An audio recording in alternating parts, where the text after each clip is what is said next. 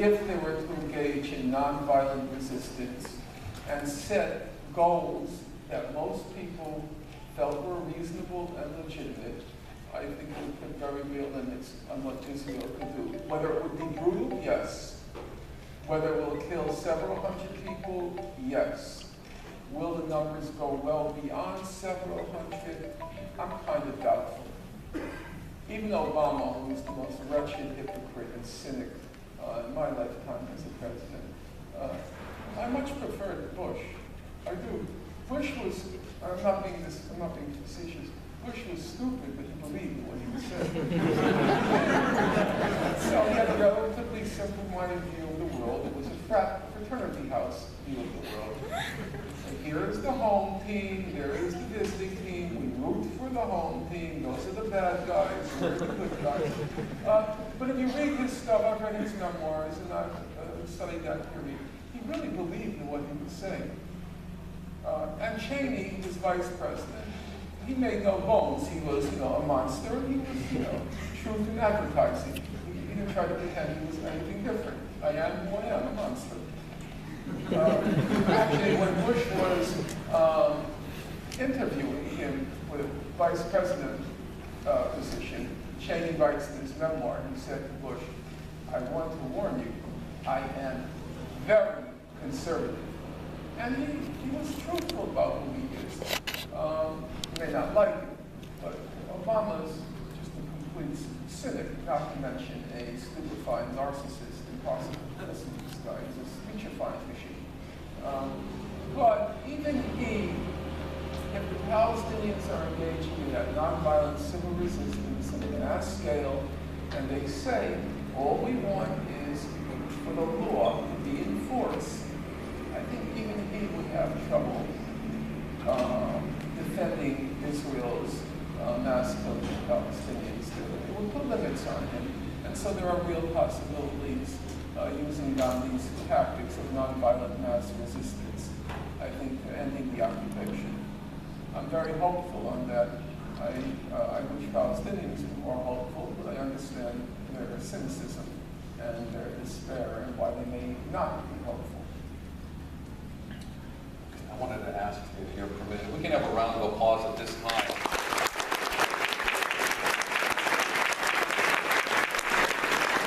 And I want to tell you why I want to have a round of applause. I have many professors here that have 12:30 classes and students that have 12:30 classes, and I didn't want you to think as they start to get up it has anything to do with you. But I wanted to ask, would this be a good time to entertain a few questions from before you leave, if you have a question, not in particular the professors, but sometimes people have strong feelings about things I say. And before you leave, I wish you would assert yourself and even just stand up and say, I have to leave, but I'd like to ask this question before I go. So let's do that. Okay, I would like to, before I knew Gary was going to be number one out there. Before I get that, I want to remind people of things. Again, not to go on tangents and go for a long period of time, so everybody can have this opportunity, maybe announce who you are and ask a question, and we'll see how many we can get through. Okay, I recognize Gary there. Okay, thank you. I'm Gary Faust. I'm a part-time teacher at UC Irvine. My question has to do. My question has to do with. Gary, why don't you pick up? Okay, great. Yeah, Gary Faust. I'm a part-time teacher at UC Irvine. Switch. Is the switch on? Perfect. Okay. My question has to do with a statement you made 4 years ago that I was in the audience at UC Irvine. On January 31st, 2009, you were part of a panel discussion on Israel and the Palestinian conflict, Wither the Levant, which was sponsored by the Levantine Cultural Center. I sent up a question to, it had to be written questions, and I sent up a question which was addressed to the panel, and it was directed to you. And my question was that during the Gaza fighting, which was during that time period, a number of demonstrations had been held in places like Fort Lauderdale and Los Angeles, San Francisco, and Toronto, in which pro-Palestinian demonstrators had been shouting, death to the Jews, go back to the ovens, you need a bigger oven, long live Hitler, go Nazi Germany. And my question was, do you condemn those comments, and don't you think that discredits your cause? Your response was that you didn't know about it, but you thought that it was greatly exaggerated, probably 99% manufactured, or that it could have been Zionists masquerading as Arabs. But for 4 years, those videos have been readily available on YouTube. And I would like to ask you, since you've had 4 years to see those videos, I assume you have, do you stand by that original answer to me, or do you want to revise those comments? Thank you.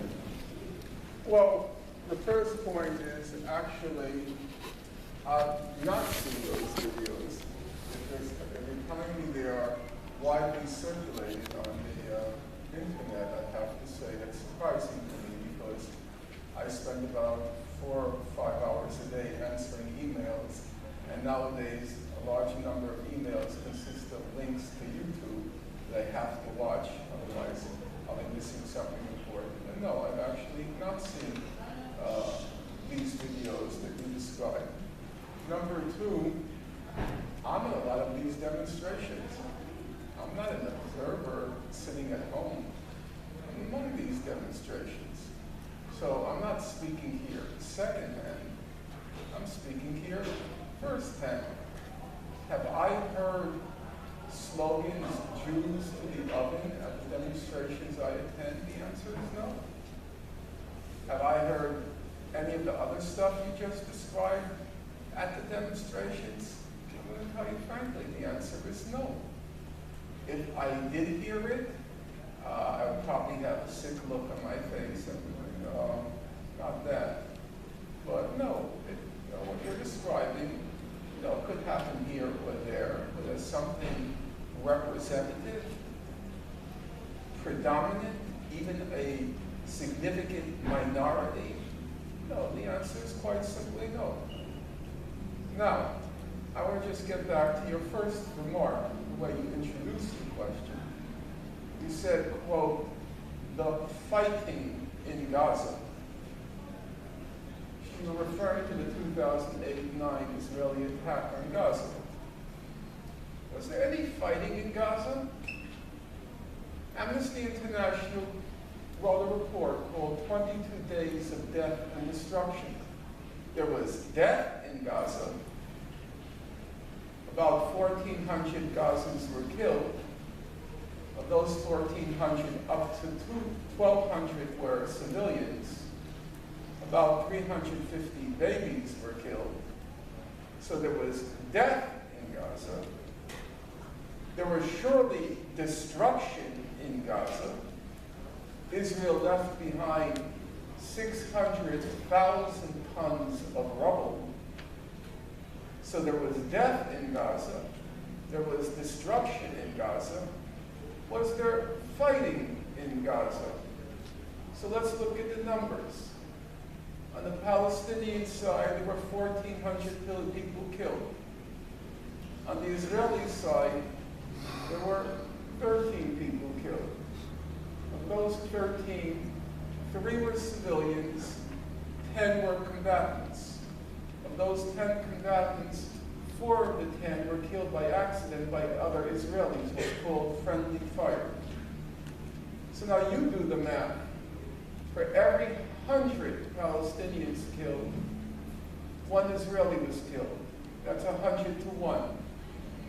For every 400 Palestinian civilians that were killed, 1 Israeli civilian was killed. You do the math. Does that sound like fighting to you? Or does that sound like a protracted massacre to you? Now, one Israeli soldier described, when he was asked, what happened in Gaza? He said, what happened in Gaza? He said, it was like a child with a magnifying glass burning up ants. It was like a child with a magnifying glass burning up ants.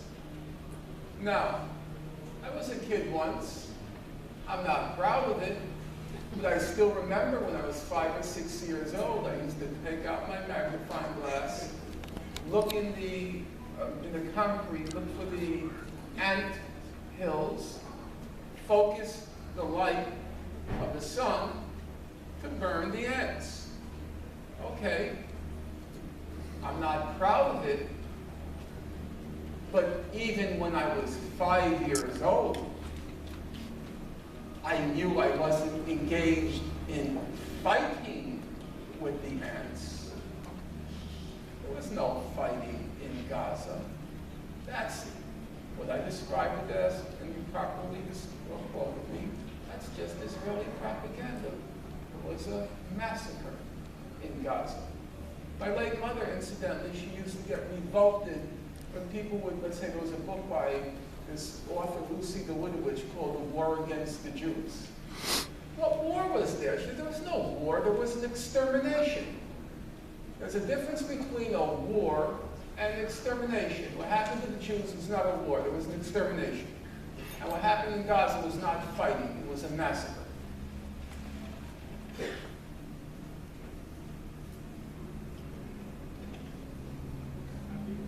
All right, I'm going to ask people, please, if you could come up there and identify, I know who you are, but if you could identify yourself, and let's get as many people in here. It's one of my former students. Do I need a mic? Yeah, Let's do the first. I think the easiest thing is just form a line by microphone so we can move quickly. Hi, my name is Ines. I go to Cal State Long Beach now. My question, can everybody hear me? Yes. My question is, in the flyer says that you're currently working on a book called The Solution to the Israel-Palestine Conflict. Can you just briefly talk about what kind of ideas you have in there? Thank you. I'm currently writing a book with a Palestinian friend over 30 years who's very distinguished and brilliant and decent human being named William Rabbani on how to resolve the conflict. And actually our resolution is very simple and it's not particularly controversial. We just say, let's enforce the law. International law has a very clear, uncontroversial opinion on the rights and wrongs of the conflict. I don't want to impose my ideology. I don't want to impose Professor Chomsky or Chairman Mao's ideology. Just let's enforce the law. The law says, number one, the whole of the West Bank and Gaza and East Jerusalem are, in the words of the International Court of Justice, they are occupied Palestinian territories. Number two, the law says East Jerusalem is occupied Palestinian territory. Number three, the law says that all the settlements Israel has built in the West Bank are illegal under international law. And number four, the law says, under international law, the refugees have a right to return and compensation. That's the law. Now, you can take the law, and then you have to obviously discuss and argue and negotiate. I have no problem with that. But our baseline, our bottom line, has to be the law. Israel's position is the West Bank is not Palestinian territory. They say it's disputed territory. Sorry. It's not disputed. It's occupied Palestinian territory. That's what the International Court of Justice says. Israel claims East Jerusalem is part of our undivided and eternal capital. Well, that may be what your Bible says, but that's not what the law says. The law says East Jerusalem is occupied Palestinian territory. That's what the International Court of Justice ruled. Israel says the settlements are legal.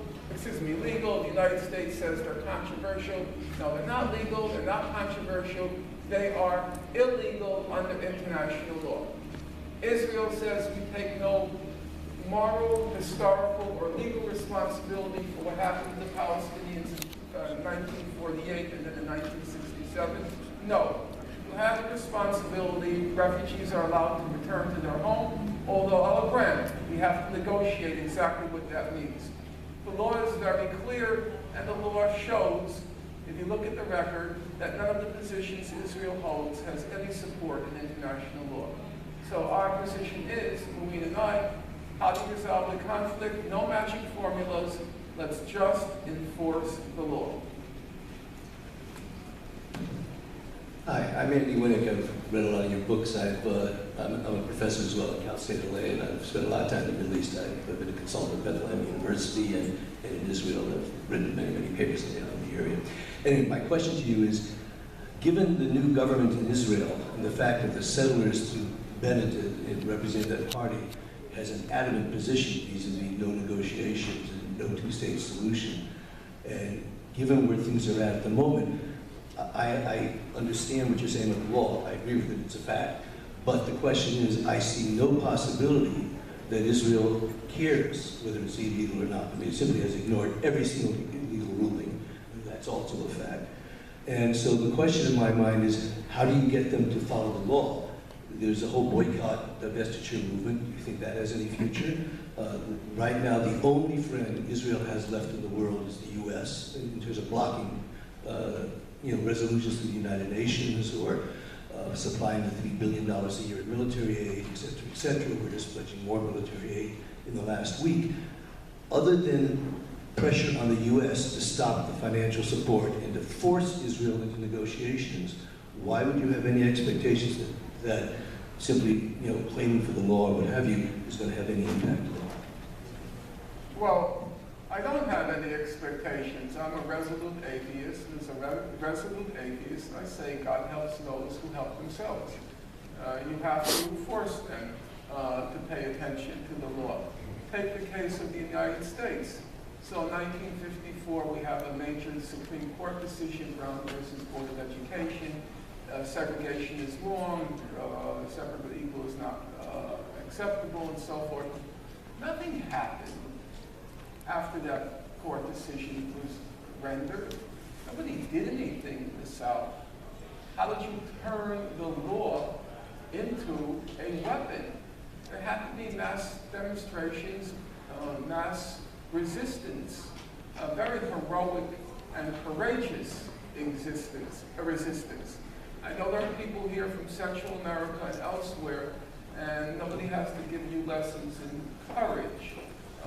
The numbers of deaths, many of your countries have had to endure massacres and rampage, but it took a huge amount of courage in the American South to do what the people did.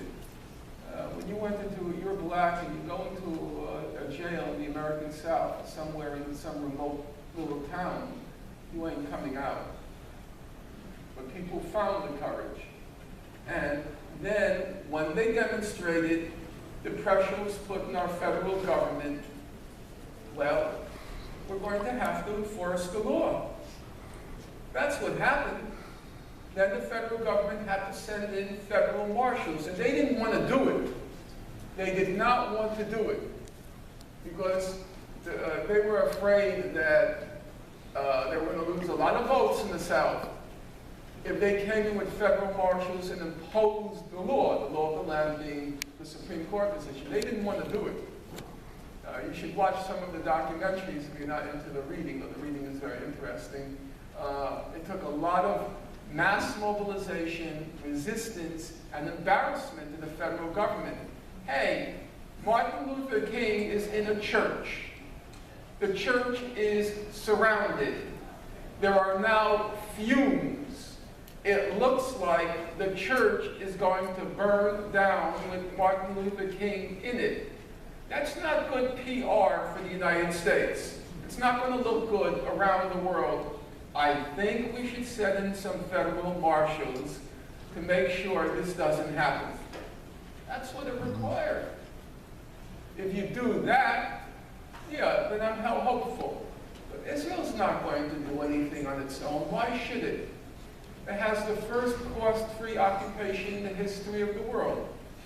They have Palestinian collaborators who do the dirty work. They do the torture, they do the security, which means repressing the Palestinians. You have the European governments who pay for everything. They give their, what are called NGOs, non-government organizations, they pour in money. And they have the United States protecting them in places like the UN. So, they have all the advantages of the occupation, and they have none of the responsibilities of the occupation, none of the burdens. Why should they care? The simple calculus of power is At some point, you have to get the Israelis, convince them that the price